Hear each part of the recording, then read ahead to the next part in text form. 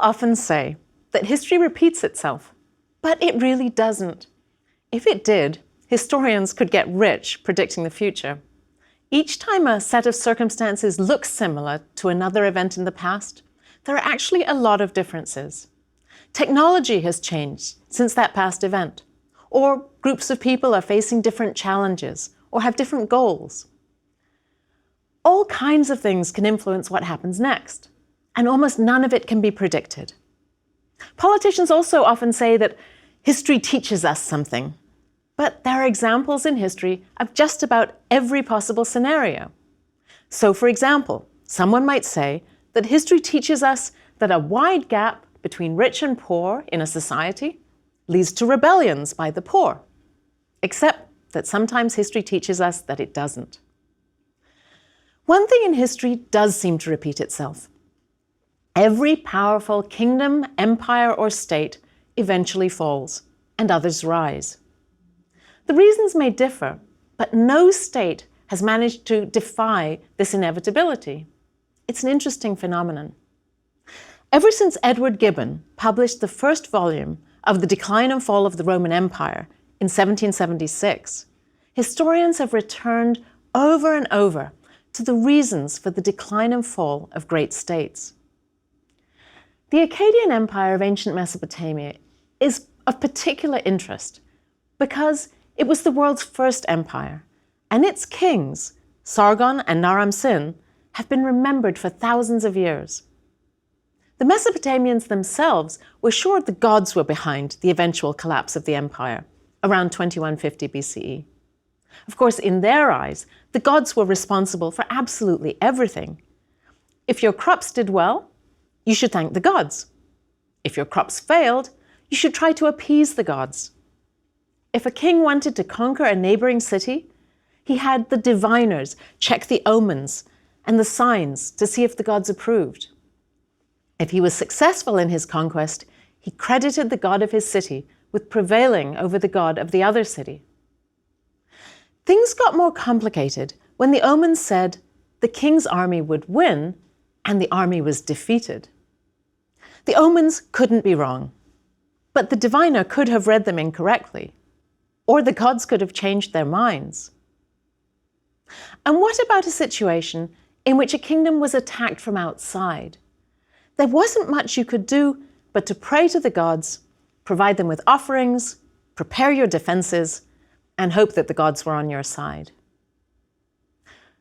But what if an attack happened? Your city was ravaged, the king was deposed, and citizens were taken away as prisoners of war to become servants and slaves to the conquerors. How in the world did this make sense? Your city gods were supposed to protect you. Usually, people concluded not that their own gods were weaker than the other people's gods. Instead, they concluded that their own gods must have been angry with them. Someone must have done something to really upset them. This is what the Mesopotamians believed about the end of the Akkadian Empire. The fact is that the capital city of Agade was attacked, and its rule over Mesopotamia came to an end. This must have seemed incomprehensible at the time. The Akkadian Empire was a huge power. Its king was believed to be a god, and yet the empire collapsed, and the land ended up being divided into smaller kingdoms. Someone must have upset the gods. A later poem, called The Curse of Agade, blamed King Naram-Sin for angering the gods and bringing about the empire's destruction. Naram-Sin was the grandson of Sargon, and, like his grandfather, Naram-Sin spent a lot of time fighting, putting down rebellions, and trying to keep the empire together. Unlike some earlier kings, Naram-Sin didn't want to be remembered as a shepherd of his people. He'd prefer to be feared. According to the authors of the poem, Naram-Sin broke all kinds of taboos, including destroying a temple and letting people see the most holy part of it, a place that never sees the light, the place where the statue of Enlil was kept. Enlil was the king of the gods, and his city was called Nippur. The poet said that Naram-Sin made the temple collapse like a city in a floodstorm. In a way, Naram-Sin had destroyed the old temple, but he did so as part of a magnificent renovation project. He built a brand new temple in its place, decorated with incredible amounts of gold, silver, and copper statues and fittings. It was an act of devotion, not sacrilege. But the poem's authors believed Enlil was furious at what Naram-Sin had done. They wrote, "Enlil, because his beloved Acor temple had been destroyed, what should he destroy in turn for it?" They believed that the answer was that Enlil decided to punish King Naram-Sin by destroying his capital city of Agade. Specifically, the authors said the god summoned foreigners, Gutians, from the mountains to swarm down into the Mesopotamian river valley. In an ancient poem, the Gutians were described this way. They were, and I quote, "beings not considered people, not counted as a land, Gutium, a race who knows no order, made like humans, but with the brains of dogs, the shapes of apes." It's interesting that the authors of the poem called the Gutians a race who knows no order. The people of Mesopotamia prized order so much, and they saw the Gutians as a force of chaos. Enlil wasn't rewarding the Gutians in this story. They were just a tool that he used in order to punish the Akkadians. Other records confirm that the attack on Agade was indeed by the Gutians, who came from the Zagros Mountains. But it didn't happen until quite a while after the reign of Naram-Sin, which ended around 2218 BCE. And the Gutians weren't the barbarians that the poem described. They had an organized military and a king to lead them. What follows in the poem is a textbook example of chaos to Mesopotamian eyes. All normal order was turned upside down. The fields didn't produce grain, prices went up, brothers turned against one another, strong men became weak, weeds grew over the streets, and no one could find a place to live in the city. Everything was destroyed. This was almost certainly an exaggeration, but it reflects the sense of crisis that they felt. Needless to say, modern historians don't think the empire fell because Enlil was angry. Something else is required to adequately explain things. Even though every empire eventually falls, each one does so for different reasons. And when examining the Akkadian Empire, the reasons for its failure are fascinating to explore. The last king of the Akkadian Empire was named Shar-Kali-Shari, the son of Naram-Sin. But we don't know a lot about him because there are few records from his reign. Perhaps he was a successful king who was able to hold the empire together, and it fell apart only after his death. Or it could be that Agade was conquered during his lifetime. For a long time, scholars have been exploring other reasons behind the collapse of the empire, reasons in addition to the Gutian invasion, and reasons that help explain the success of that invasion. What made Mesopotamia so vulnerable at this particular time? There had always been raiders from the mountains, so what made it possible for them to successfully invade at the end of the reign of Shar-Kali-Shari? Rebellions were quite common throughout the time of the Akkadian Empire, and some are well known. King Naram-Sin himself boasted about putting one of them down. So loyalty to the empire was probably always limited. The provincial leaders would have been unlikely to fight on behalf of the Akkadian kings if those kings seemed weak. Besides, many local kings did keep their thrones during the empire. This might have been a popular move. People would have appreciated if their local leader didn't change when the city was conquered by the Akkadian kings. But it would also have meant that the local leader might try to reclaim his city's independence at any time. In 1993, an archaeologist at Yale University named Harvey Weiss published an earth-shaking article in the journal Science. Weiss and his 6 co-authors proposed a new explanation for the collapse of the Akkadian Empire. They'd been working at Akkadian period sites in northern Syria, an area where ancient farming was based on rainfall. And they found that many cities there had been abandoned starting around 2200 BCE because of a period of intense drought. They believed as many as 100,000 people might have become refugees because of this climatic change. And these people presumably would have moved south into Mesopotamia. Weiss and his colleagues also proposed that the Akkadian Empire was dependent for much of its grain on this region of North Syria, and that the drought could have had a powerful economic impact on the imperial administration. Even the Gutian invasion might have occurred due to the Gutians being affected by the drought and being forced to move away from their Dust Bowl farms. Even more striking was the author's suggestion that this drought didn't just cause the end of the Akkadian Empire. It might also have brought an end to the Old Kingdom in Egypt, the Harappan civilization in the Indus River Valley, and could have caused the collapse of states in the Aegean region and the southern Levant as well. There's plenty of evidence for the drought now. It definitely happened between 2200 and 1900 BCE. Since the time the article came out, researchers have studied sediment cores from the Gulf of Oman, the Persian Gulf, the Dead Sea, and other bodies of water, and they found a spike in wind-blown dust during this period. Wind-blown dust would have been a symptom of a loss of vegetation, which would have been caused by the drought. A big question, though, is what caused the drought? In the original article, the scientists described evidence of volcanic dust and glass at a number of sites in Syria. An analysis showed parallels to dust from volcanoes to the north in what is now Turkey. A big volcanic eruption can change the local climate for decades, and this might be what happened. In any event, most archaeologists and historians who study the ancient Near East are united in thinking that the many states that collapsed around 2200 BCE might have had environmental crises to deal with, not just political ones. Even so, the drought might not have been as catastrophic as scholars originally thought. Some archaeologists have found that plenty of sites in northern Syria continued to be occupied. Others argue that even if the drought was terrible, the Akkadian Empire wasn't all that dependent on grain from northern Syria after all. Not enough, anyway, to have crippled the empire's economy. So we're left with a lot of questions, and also some important new ways of trying to answer them.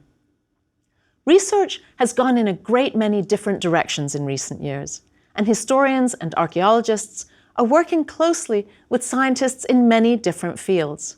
More evidence will no doubt emerge and will help us understand what was going on. Scientists on excavations today look at just about everything you could imagine and provide us with vastly more information than used to be possible. Pollen and carbonized seeds can tell us what grew in the region. Residues inside pots can tell us what people ate and drank. DNA from skeletons can tell us where the people came from, and so on. So, going back to the collapse of the Akkadian Empire, more than one thing could have caused it. Maybe it happened because of a domino effect of several problems and crises. But then, you could also look at it another way and say the empire was a giant experiment from the start, and it didn't stand much chance of working for long. This kind of extended territorial state had never existed before in human history. Some scholars don't think the Akkadian Empire even merits the term empire, because many structures and institutions that defined later empires hadn't been invented yet. Sargon and his descendants were in uncharted territory, and it's hardly surprising that the state they created was rather fragile.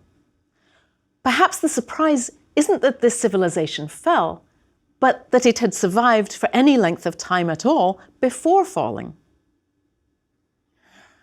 After the reign of King Shar-Kali-Shari and the invasion of the Gutians around 2100 BCE, it's unclear who ruled the region around Agadir. The later Sumerian king list mentions this period in its chronicle of the many kings and dynasties of Mesopotamia. I love the way the author of the list tries to capture the uncertainty of this era. He wrote, "Who was king? Who was not king?" It must have been a chaotic time with many claimants to the throne. When the dust settled, the region was no longer unified. But a much smaller kingdom was still centered on Agadir, and was ruled by a king named Dudu. The Gutians had a separate state, and other independent kingdoms dotted the region that had previously been subject to Agade. Although history books tend to emphasize the times when big parts of Mesopotamia were unified under territorial states, like the Akkadian Empire and later the Ur-3 kingdom, the times of smaller kingdoms were much more common and typical for this region. In this, Mesopotamia was different from Egypt. Throughout most of ancient history until the 11th century BCE, all of Egypt was usually united under a single king. The times when this was not true are called the intermediate periods, and later Egyptian writers thought of them as chaotic and disorienting. But Mesopotamia was not often unified. And, perhaps surprisingly, it seems that people's lives didn't change much, no matter whether they lived under a local kingdom or a larger empire. They still farmed and paid taxes and were recruited for labor projects and called up into the military from time to time. At the end of the Akkadian Empire, the drought in the north certainly made life more difficult in that region, but the same doesn't seem to have been true in the south. If anything, the people of southern Mesopotamia seem to have been better off economically toward the end of the Akkadian period than they'd been during its height. And local leaders are unlikely to have mourned the end of the empire, since they'd never been thrilled to be a part of it. So although Akkadian kings and high officials must have been deeply affected, the Mesopotamian culture didn't change much. New leaders came to power, and life went on. One such dynasty of new leaders came to power in the southern kingdom of Lagash in the 22nd century BCE. It's known as the Second Dynasty of Lagash to distinguish it from the previous time when Lagash had been dominant, which was between around 2500 and 2300 BCE. The capital by this time wasn't the city of Lagash itself, but another city in the same kingdom, a city called Girsu. One of the kings who ruled during the Second Lagash dynasty is particularly well known to modern scholars. His name was Gudea. To describe himself, he didn't use the term king, which was Lugal in Sumerian. He called himself Ensi, or governor. It's not that he was subject to a greater king. He was in charge, but he was a very pious man, and he saw his main role as being the representative on earth of his god Ningirsu. So he called himself an Ensi, not a Lugal. Still, we can refer to him as a king. You've almost certainly seen a statue of Gudea at some point, because these statues are in lots of museums around the world. Almost all of them are beautifully sculpted out of a shiny black stone called diorite. They show the king standing or seated in the prime of life. He's portrayed as having a large head on a fairly short body. He's clean-shaven, and he usually wears a cap with a wide band. He wears a tunic that looks a little like a later Roman toga, with the shoulder exposed. His upper arm is muscular, and his hands are folded in prayer. Long inscriptions on Gudea's statues explain where they were placed and why. In each instance, the statue had a name and was dedicated to a god in whose temple the statue lived. I say lived because the Mesopotamians really believed the statues had a life force. Let's look at one of the most famous of Gudea's statues. It's known to us as Statue B, but the name Gudea gave to it was a whole sentence. It was called, "For my Lord, I built this house, life is my reward."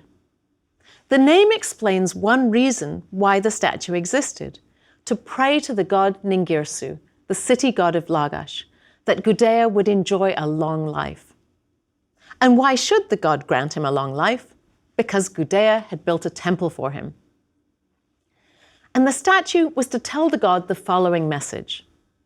At the time when I built for him his beloved house, I released all debts, cleansed all hands. For 7 days, no grain was ground. The maid was equal to her mistress. The slave stood at his master's side. I made the unclean in my city sleep outside of it. I banned all evil in it, and procured justice for the gods Nanshe and Ningirsu. The orphan was not subjected to the rich. The widow was not subjected to the strong. In the household having no male heir, I made its female heir possess it. This list of the things Gudea did to celebrate the finishing of the temple is a wonderful account of his care for his people, especially the weakest among them. They were freed from their debts. Orphans and widows were protected from rich and powerful people, and women could inherit property. For 7 days, slaves were even equal to their owners. There's much more in the inscription on statue B. It lists the daily offerings that were to be given to the statue itself. Then it describes in detail the construction of Ningirsu's temple, called the Eninu. It describes how the statue was commissioned, and it curses anyone who would remove the statue from the temple, or who would erase Gudea's name from the statue, and it praises Ningirsu. The audience for the inscription was partly the god himself. The writing has a sort of magical quality. Gudea knew the statue would outlive him, and that its inscription would continue to remind Ningirsu about who had built his home for him. But Gudea was also writing to people in the future to inform them about the offerings they would need to continue to provide for the statue as part of his worship, and about his greatness as the builder of the Eninu. And Gudea was trying to control the future by asking the gods to curse anyone who tried to take credit for his achievements. He was successful in a way. We do remember him. Here am I talking about him and reading you his inscription. We're not making offerings to the statue anymore, and the statue is in the Louvre in Paris, and that's a long way from Mesopotamia. So he didn't get everything he wanted, but he is remembered for building the Eninu temple. The materials for the temple came from all over the known world, according to the statue inscription. There were huge logs from Lebanon that had been tied together into rafts and floated down the Euphrates. They became the roof beams of the temple.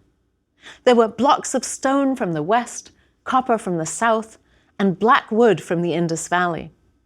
Imported gold, lapis lazuli, and bitumen were used as well. There's no reason to think Gudea lied about any of this. He obviously traded widely to get access to the goods he needed. His kingdom must have been rich in order to pay for it all. The most striking feature of statue B is that Gudea has a big rectangular tablet on his lap. There's a measuring stick and a stylus lying on it. And inscribed on the tablet is a floor plan of the temple. Gudea was showing that he was responsible for the design of the Eninu, but he didn't invent it himself. He says in the inscription that the plan for the temple came to him directly from the god on a lapis lazuli tablet in a dream. One thing that many inscriptions mention is that Gudea chose to have his statues made out of stone instead of metal. This tells us that metal was the normal material for a royal statue. On statue B, he wrote, "For this statue, nobody was supposed to use silver or lapis lazuli, neither should copper or tin or bronze be a working material. It is exclusively of diorite. Nobody will forcibly damage the stone." This helps explain why we have so many statues of Gudea and relatively few of the kings who ruled before or after him. Metal statues must have been normal, but they would have been melted down in later centuries. In contrast, diorite is a really hard stone. Gudea could be pretty sure that his statues would survive. While I've focused on statue B, dozens of other Gudea statues have also been found, and he was said to have built innumerable temples. We know of 30 temples that he claimed to have built in just the city of Girsu, where the Eninu was located. He also commissioned buildings in many other cities, including in Ur, Nippur, and Uruk. So Gudea must have controlled quite a lot of southern Mesopotamia. Did Gudea have any other preoccupations besides worshipping the gods, building temples, protecting the weak, and establishing widespread trade? Was there a darker side to him? It seems not. We know of only one military campaign during this entire era, and Gudea never depicted himself in artworks as a warrior or a war leader. Mostly, he and his subjects seem to have enjoyed a time of peace. Before moving on, it's important to mention something else about Gudea. One royal inscription from his reign is considered to be a literary masterpiece. It was written on two big, hollow terracotta cylinders. The bigger one is 24 inches tall, and each is about 13 inches in diameter. The inscription is usually referred to with the rather boring name of Gudea Cylinder A and B, though it's also called by its ancient name, the building of Ningirsu's house. The text is the longest known inscription up to that time. It's 1,363 lines long, and in a modern translation, extends across more than 50 pages. These cylinders were found in 1877, probably in the ruins of the Eninu Temple, and they're now at the Louvre in Paris. Scholars believe several different scribes must have been responsible for writing on them, because the text is written in several different handwriting styles. The cylinder inscription is all about the building of the Eninu Temple, like the inscription on Statue B. But the cylinder adds a whole complicated myth, including the dreams that Gudea is said to have received to guide him in the construction. And the cylinder inscription describes the great ceremonies held when the god was brought into his new temple, and the 7-day festival that took place. Although Gudea completely dominates our knowledge of the second dynasty of Lagash, he wasn't its only king. He ruled for perhaps 20 years, after which his son Ur-Ningirsu took the throne. Only a few statues of Ur-Ningirsu survive. Soon after his reign, the second dynasty of Lagash was conquered by a king who had taken power in the city of Ur, and who founded a powerful royal family, the third dynasty of Ur. Gudea is important because he was so different in the way he presented himself to his subjects from the Akkadian kings who came before him. He didn't try to seem terrifying. He didn't claim to be the king of the universe. He didn't tear down city walls and drag kings into captivity in neck stocks. He wanted to protect his subjects, and he loved his gods. This is a model of rule that seems to have influenced many kings who came after him.